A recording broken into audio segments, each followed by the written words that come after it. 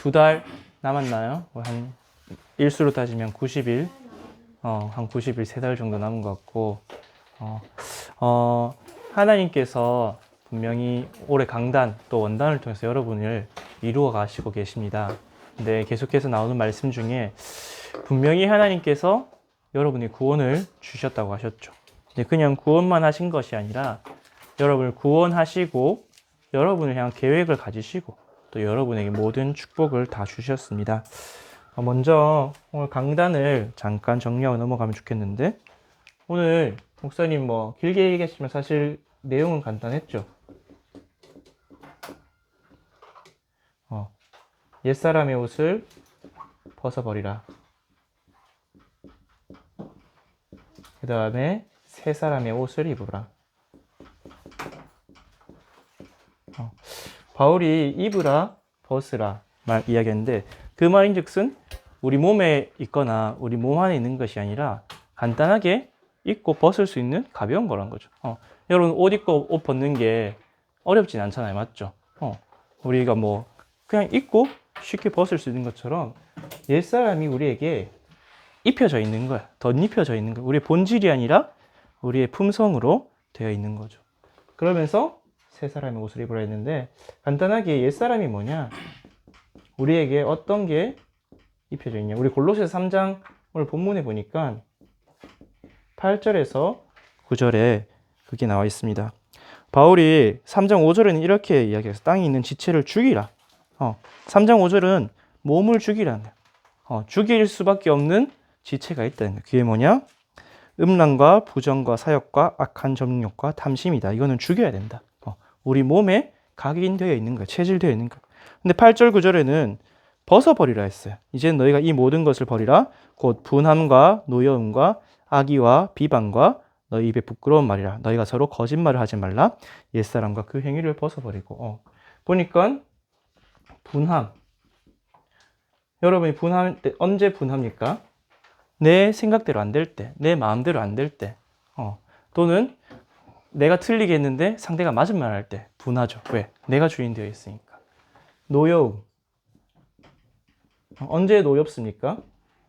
주로 상대방이 나보다 낮은 사람일 때, 아랫사람일 때, 나를 대어들 때나, 나에게 나의 권위에 도전하거나, 결국 내가 주인 되어 있을 때, 나보다 주로 하급자가 상급자에게 안 되는 걸 할 때 노엽죠.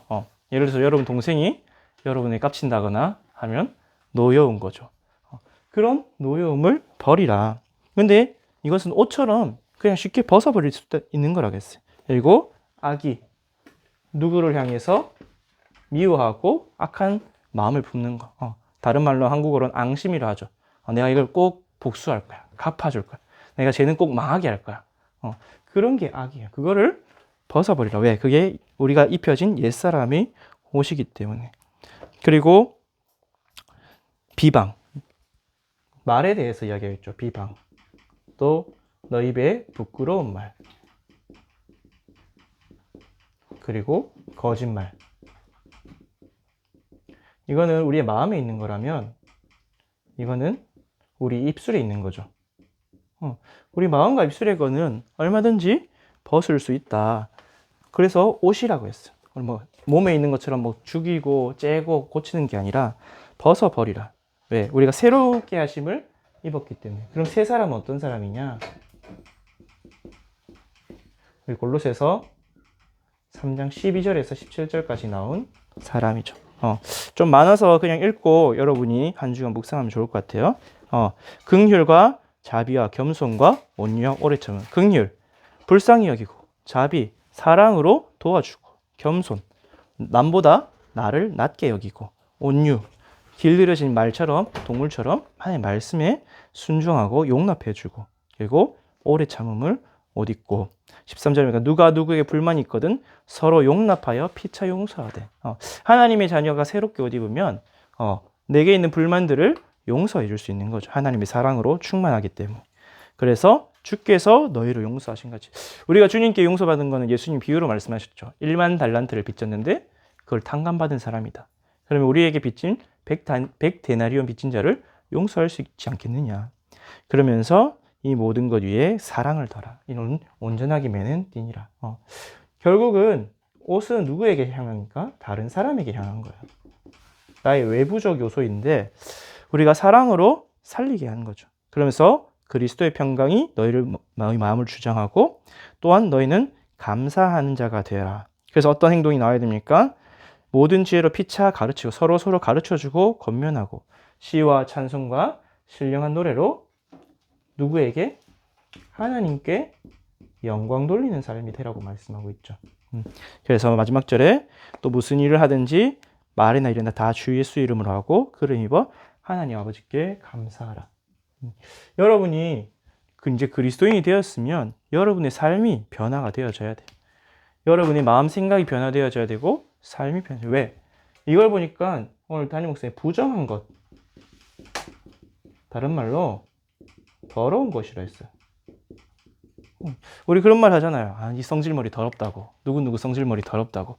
화내고 분내고 거짓말하고 비방하고 조금만 작은 거 있으면 삐지고 그런 걸 벗어버리고 영적으로 장성한 사람, 수용하고 용납하고 사람을 살리세요. 이 보세요. 형제 자매끼리 아직 서로 비방하는 말 하고 있잖아요. 맞죠? 여러분이 제일 가까운 사람한테 어쩌면 이러고 있을 줄 몰라요. 솔직히 저도 그렇거든요. 왜? 제일 가까운 사람이 제일 많이 부딪히니까. 그래서 바울은 뭐라 하냐? 그리스도 안에서 새롭게 재창조된 새 사람이라. 그러기 위해서 무엇을 해야 되냐? 결국은 우리를 재창조하신 그리스도께 집중하고 이 그리스도께 집중하기 위하여 오늘 담임 목사님께서 말씀 묵상 속으로 들어가라고 말씀하셨죠. 그래서 한 주간 말씀 묵상하면서 옛사람을 다 벗고 새 사람을 입는 인생 되기를 바랍니다. 자, 오늘은 나를 향한 하나님의 계획이 있습니다.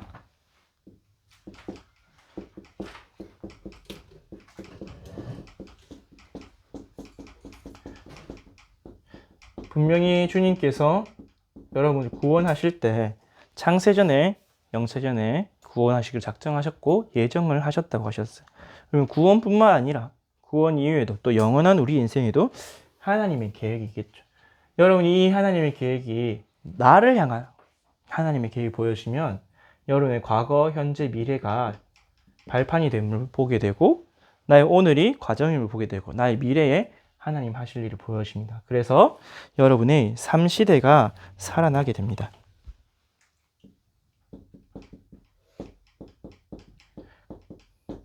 이 계획이 확실히 보여진 사람이 렘넌트 7명이었고 그 중에 오늘 대표적으로 바울이 나와 있죠. 바울은 사실 처음에 부르심을 받을 때부터 하나님의 계획을 발견했죠. 이방인들과 왕들과 이스라엘 자손들을 위해서 나를 부르셨구나. 그래서 로마서에 보니까 그 계획은 나의 복음과 예수 그리스도를 전파함은 나의 복음, 나의 전도는 영세전부터 감추어 있던 건데 이제 나타낸 바 되었고 이것은 영원하신 하나님이 영원토록 세세무궁하도록 영광을 받으시기 위해서 내게 허락하신 일이구나 깨달았죠. 모든 민족이 구원을 얻도록.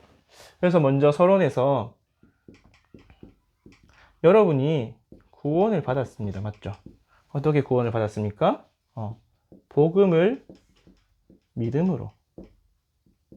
하나님이 전도자들을 통해서 전해주신 복음을 듣고 믿었죠. 그래서 로마서 1장 16절에 보니까 이 복음은 모든 믿는 자들에게 구원을 주시는 하나님의 능력이라. 그러면 구원하셔서 우리에게 어떻게 응답을 주셨냐? 가장 먼저 근본 문제를 해결해 주셨죠. 지금도 우리를 괴롭히고 있는 잔재들이 있지만 불신자는 완전히 저주와 재앙 가고 있는데 죄와 사탄과 지옥 문제. 왜? 여기서 우리 인생의 모든 문제, 12가지 문제가 파생되어 있기 때문에. 그래서 이 근본 문제를 완전히 해결하셨습니다. 목사님 계속 말씀하신 대로 십자가와 장사됨과 부활로. 어떻게? 그리스도 삼중직으로. 완전히 해결했죠. 이게 우리가 구원받았다는 거예요. 그리고 나아가서 우리를 해방만 시킨 것이 아니라 오늘도 옛사람이 옷을 벗는 것뿐만 아니라 새로운 신분과 권세를 주셨죠. 하나님의 자녀로 삼아 주셨습니다. 그냥 구원만 해주고 자 이제 너 자유야 가 이게 아니라 이제 내가 네 인생을 책임지겠다. 하나님 자녀로 삼으시고 그 자녀의 축복을 주셨죠. 하나님 자녀의 신분을 주셨습니다. 가장 큰 신분은 뭐냐? 하나님과 함께함을 누릴 수 있는 신분이죠. 자녀. 하나님과 얼마든지 함께하고 부를 수 있는. 그러면서 권세도 주셨죠. 어떤 권세를 주셨습니까? 예수 이름의 권세를 주셨는데 예수 이름에는 어떤 권세가 있습니까? 예수 이름으로 기도하면 응답하신다고 하셨어요. 예수 이름으로 흑암을 결박하면 흑암이 항복하고 무너진다고 했어요. 여러분에게 이 위에서 주신 권세가 있죠. 그래서 여러분에게 또 천국 배경을 주셨습니다. 지금 이 땅에서도 우리가 어느 나라 시민이에 따라서 우리 배경이 다르지 않았죠. 미국 시민권, 한국 시민권, 저 영국, 프랑스, 강대국의 시민권 있고, 저 중국이나 안 그러면 인도 이렇게 중간 국가에도 있고, 저 아프리카처럼 아주 열악한 나라의 시민도 있죠. 근데 우리의 배경은 어디냐? 천국 시민이에요. 세상의 그 어떤 것보다 강력한 현장이죠. 그래서 거기서 우리에게 주의 천군과 천사를 보내서 역사하고 계시죠. 또 여러분이 그 배경을 갖고 누릴 수 있는 겁니다. 그래서 세 번째로 우리의 근본 문제 해결하시고 하나님 자녀 축복 주셔서 우리가 누릴 수 있도록 하신 것뿐만 아니라 우리가 응답받을 수 있도록 이제 우리가 앞으로 우리의 삶 속에서 이 땅에서 그럼 남은 인생 어떻게 살아가야 되냐? 다 안 나오네. 하나님이 우리에게 응답 주시려고 주신 사명이 있습니다.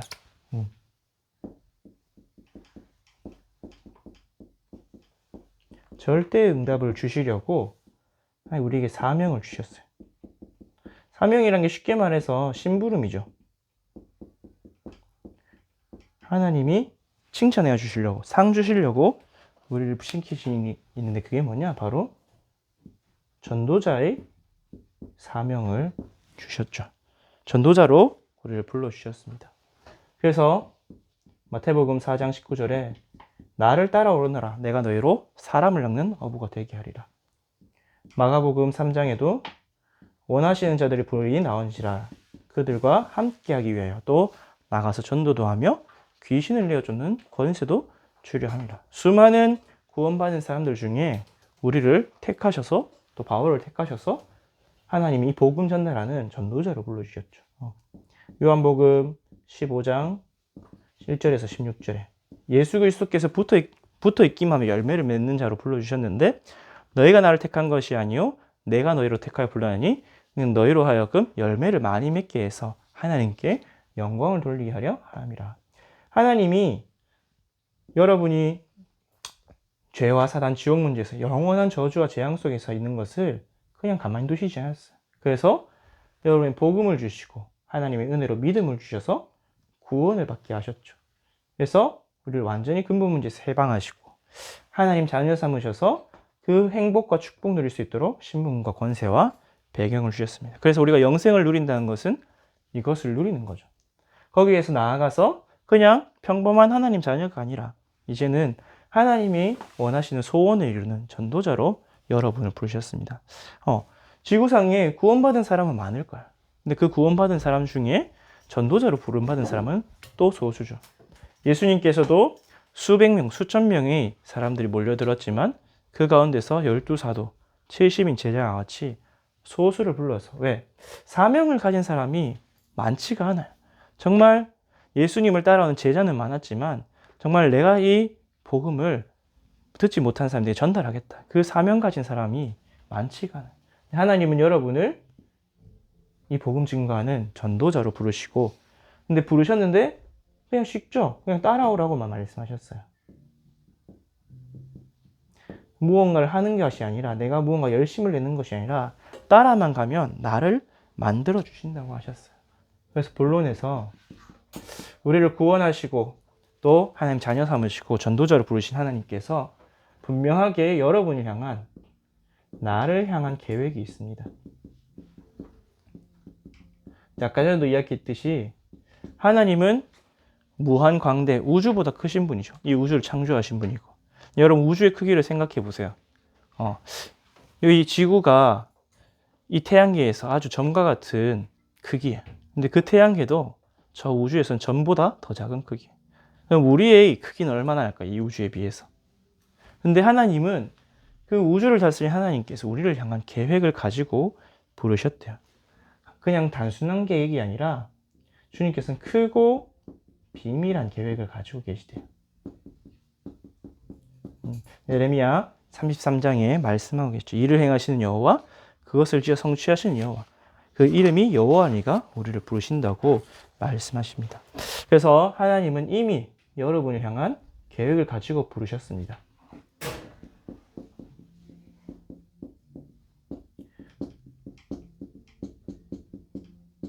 언제 부르셨냐? 여러분이 구원받은 그 순간에 불렀냐? 아니요. 레미야서 1장 5절에 보니까 복중에 있을 때, 엄마 뱃속에 있을 때 이미 여러분을 정하셨다고 하셨어요. 여러분이 태어나기도 전부터. 그리고 에베소서 1장 4절에 보니까 창세전에 이미 여러분을 예정하셨다고 하셨습니다. 그리고 오늘 로마서 16장의 말씀대로 영세전에, 창세전이나 영세전이나 똑같죠. 영세전에 감추어 두었다고 하셨습니다. 그래서 여러분이 태어나서 자라면서 시간표가 되는 대로 바울의 고백들이 이제 드러난 바 되었죠. 여러분이 대학을 가서 또 앞으로 여러분이 직장에 가고 현장에 가고 가정을 이루고 후대를 하고 시간표마다 여러분을 드러내 주십니다. 오늘 보니까 그러면서 우리를 부르실 때 확실한 계획을 가지셨죠. 바울에게 너는 어떤 사도냐? 이방인들과 왕들과 이스라엘 자손을 위해 내가 불렀다. 분명한 하나님은 여러분에게 하나님의 절대 계획이 있습니다. 우리 기생충의 그 유명한 대사가 있잖아요. 너는 계획이 다 있구나. 하나님은 여러분을 향한 계획이 다 있으세요. 그 사실을 우리가 믿을 때 여러분이 흔들리지 않고 승리하게 되고, 두 번째로 그 계획은 뭐냐? 오늘 바울의 고백지 나만 할 수 있는, 다른 사람에게 맡기지 않고 나에게만 주신 나의 복음, 나의 전도와 선교가 있습니다. 그렇겠죠. 갈라디아서 2장 8절에 보니까 바울이 자신과 베드로를 비교합니다. 베드로는 할례자의 사도다. 이 말인즉슨 베드로는 유대인을 살리라고 주님께서 부르셨다. 나 바울은 이방인의 사도로 부르셨다. 저 헬라인, 로마인, 유대인들이 저주받은 사람이라고 하는 그들을 살리라고 부르셨다. 이렇게 고백하듯이 분명히 하나님께서 나를 향한 내가 가야 될 현장이 있습니다. 그렇겠죠. 그래서 바울은 고백하기를 하나님 분명히 내 안에 소원을 두고 우리를 행하게 하신다 하셨어요. 하나님의 소원. 그래서 하나님이 행하신다고 하셨습니다. 너희 안에서 행하시는 이는 하나님이시니 너에게 소원을 두고 행하게 하시나니. 행한다는 말은 움직이게 한다는 말이죠. 글씨가 잘 안 써지네. 여러분에게 분명히 하나님이 주신 현장, 하나님이 주신 마음이 있어요. 여러분 마음에 담아주신 현장, 여러분 마음에 담아주신 미래, 그거를 발견해야 돼요. 예를 들어서 저는 하나님 목회자로 부르셨죠. 또 목회자 가정에서 태어나게 하셨고, 여러분 하나님이 여러분에게 주신 현장은 어디에서 발견할 수 있느냐? 여러분 과거에서 발견할 수 있어요. 내가 태어난 지역, 내가 겪은 사고들, 사건들, 심지어 내게 있던 영적 문제들, 그 모든 것으로부터 하나님은 여러분을 향한 계획을 가지고 인도하고 계십니다. 요셉이 야곱의 11번째 아들로 태어나서 엄마가 죽고 그런 모든 것들이 결국은 하나님이 애굽 복음화, 세계 복음화는 방향과 발판이 되었죠. 그런 것처럼 하나님이 여러분의 과거 안에 모든 것을 여러분의 인생의 계획을 발견하게 하실 거예요. 나의 복음, 나의 전도, 나의 선교. 나만 할 수 있는 거예요. 예를 들어서 여러분의 가족, 주명의 가족, 물론 장로님, 권사님 다 잘 믿으시지만 친척들 내가 만나서 복음 전할 수가 없잖아요. 맞죠? 나보다 주명이가 더 잘 알잖아. 친척들 맞지? 준이가 더 잘 알고. 주명이가 있는 건국대 현장 나는 아직 한 번도 안 가봤어. 근데 가봤고 여러분이 있는 현장에 하나님이 여러분을 전도자로 보내셨어요. 나는 물론 가서 복음 전해줄 수 있겠죠. 메시지 해줄 수 있겠죠. 근데 그 현장을 진짜로 품고 기도하고 살릴 사람 누구로 보내셨냐? 여러분밖에 없어요. 여러분이 가야 될 미래의 전문성 현장도 마찬가지고 지금 있는 학업의 현장도 마찬가지고 그래서 바울이 로마서에 썼을 때 로마서 16장 중직자들에게 다 뭐가 있었냐? 별명이 있었습니다. 유목사님이 이걸 보고 이면계약이라고 했죠. 누구는 보호자, 누구는 동력자, 누구는 집주인, 또 어떤 사람은 친척, 어떤 사람은 수고하는 자, 어떤 사람은 사랑받는 자. 일의 크고 작은과 상관없이 하나님이 각 사람에게 주신 역할들이 다 있었어요. 거기에 각자 자기의 전도, 자기의 선교, 자기의 헌신할 수 있는 게 있습니다. 여러분 혹시 기능이 있습니까? 나는 악기를 할 줄 안다. 나는 컴퓨터를 조금 할 줄 안다. 나는 힘을 잘 쓴다. 그거를 가지고 여러분 교회에 헌신하세요. 그걸 가지고 여러분이 파라 현장에서 헌신하세요. 그 기능과 하나님 얘기해 주신 것들 가지고 전도 선교에 쓰임 받으세요. 여러분 달란트는 있잖아요. 3번. 분명히 하나님께서 이 사명을 이룰 수 있는 응답, 능력, 축복을 미리 예비해 놓으셨어요. 다른 말로 이미 다 세팅된 상태로 부르셨어요. 다만 우리가 아직 그 시간표에 다다르지 못했기 때문에 모르는 건데 하나님은 준비하신 하나님이죠. 여호와 이레의 하나님입니다. 여호와의 산에서 준비되리라. 복음도 준비하셨고요. 여러분이 가야 될 현장도 이미 다 준비하고 계십니다. 그리고 여러분이 그 현장을 살릴 수 있는 지혜와 힘과 능력도 답도 이미 여러분에게 준비하시고 부르셨어요. 그래서 가보기만 하면 돼요. 그러면서 여러분에게 뭘 주시냐? 여러분이 달란트를 주시죠. 성경에 보니까 마태복음 25장 14절에서 30절 달란트는 누가 주느냐? 주인이 주는 겁니다. 여러분 이때 당시에 달란트 사실 달란트란 말이 원래 화폐 단위예요.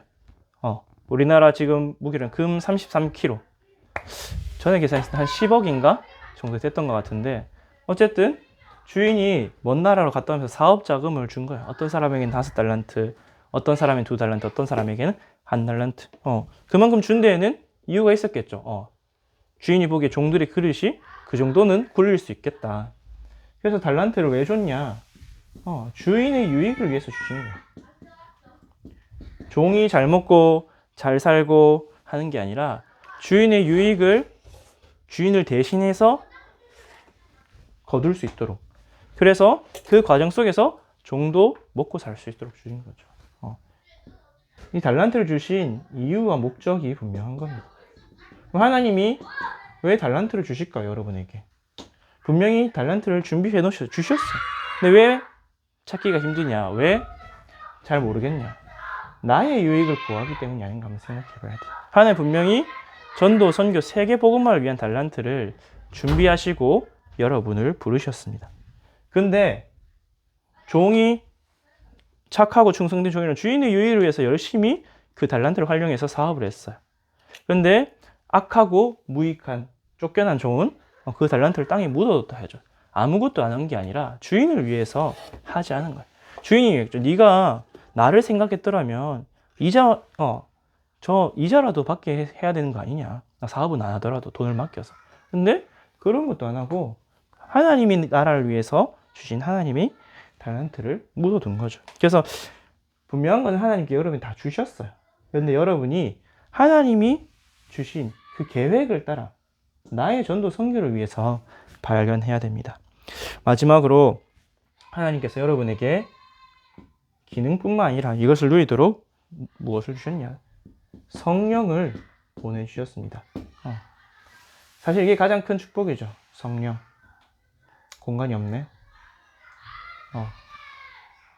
그냥 구두로 적으세요. 요한복음 14장 26절. 너에게 모든 것이 생각나게 하시리라. 사도행전 1장 8절에 너희에게 권능받고 증인이 되게 하시리라. 또 마가복음 16장에 보니까 하나님께서 우리에게 예수 이름의 권세로 모든 사람을 치유하고 귀신을 쫓아내는 권세도 주셨다 하셨고, 또 주님께서 보좌 우편에 앉으셔서 보좌의 축복으로 지금도 여러분에게 함께 하시며 역사하신다고 하셨어요. 여러분이 어떻게 하나님의 계획을 의지 나만 할 수 있는 전도 선교를 할지 그런 거 걱정하지 않아도 됩니다. 하나님 분명히 지금도 여러분의 말씀하고 계시고 여러분을 인도하고 계세요. 그것만 믿고 결국은 강단을 따라가면 돼요. 강단을 통해서 하나님 여러분에게 정확하게 인도하고 계십니다. 그래서 결론. 여러분이 분명하게 하나님의 계획이 있음을 알면 이제 뭐 왕랬냐? 속지만 않으면 돼요.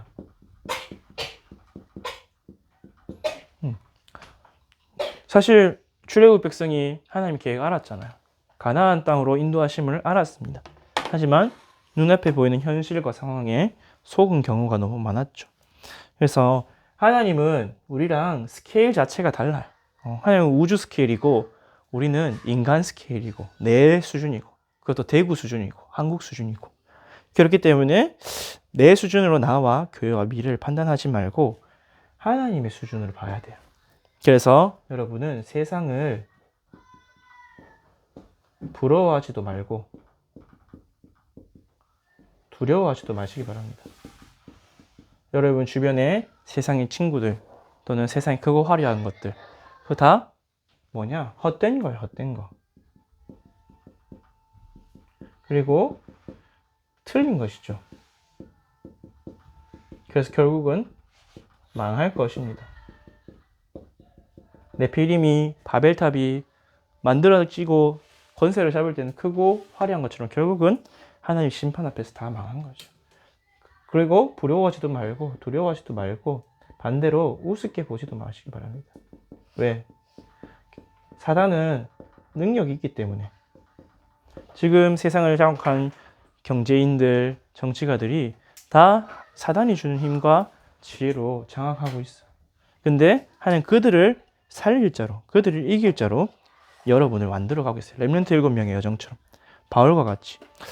그래서 여러분은 크고 길게 보시기 바랍니다. 여러분은 24, 25 영원의 여정을 가는 순례자예요. 그래서 순례자가 가는 길에는 광야도 있고 큰 강도 있고 험한 환경이 많죠. 하지만 그래도 갑니다. 왜? 목적지가 있기 때문에. 꼭 가야 될 목적지를 향해 가기 때문에. 그리고 언젠가는 반드시 도착할 거기 때문에. 우리에게 주신 목적지는 뭐죠? 237 5천 종족 살리는 세계복음화. 그래서 여러분이 어떤 상황, 환경이 있어도 초월하시기 바랍니다. 어떻게 초월하냐? 나와 함께 하시는 하나님, 우리와 함께 하시는 하나님, 이 모든 것을 합력해서 선을 이루시기 위해 함께 하시는 하나님. 하나님이 여러분과 함께. 하나님 어떤 분이라고요? 이 우주 만물 창조하고 다스리시는 분이에요. 이 지구의 모든 경제가 누구 거라고요? 하나님 거라고. 이 지구도 사실은 하나님 보시기에는 진짜 먼지만도 못한 작은 스케일이에요. 근데 하나님은 여러분을 향해 불꽃 같은 눈동자로 지켜보고 계시고 이루어 주신다 하셨어요. 그러면서 기다리세요. 어떻게 기다리냐? 하나님의 나라의 일하도록 25시 초월의 응답이 임하도록 기다리세요. 성경 속 렘넌트들은 분명히 이 비밀을 알고 있었기 때문에 노예로 가도 감옥에 가도 죽음의 위기 속에도 속지 않았습니다. 심지어 다윗은 사울왕이 죽이려 쫓아오는데 병사들을 데리고 쫓아오는데도 여호와는 나의 목자시 내게 부족함이 없습니다. 그 고백을 할 만큼 평안을 누렸죠. 그 여정을 가다 보면 여러분에게 영원의 작품이 나옵니다. 바울이 감옥에서 또는 핍박당하면서 뭘 썼죠? 편지를 썼어요. 그게 지금 우리에게 성경이 되었어요. 여러 문제 상황 사건 속에서 저도 제가 메시지 자주 이야기한 것들이 내가 응답받은 건 별로 안 나와요.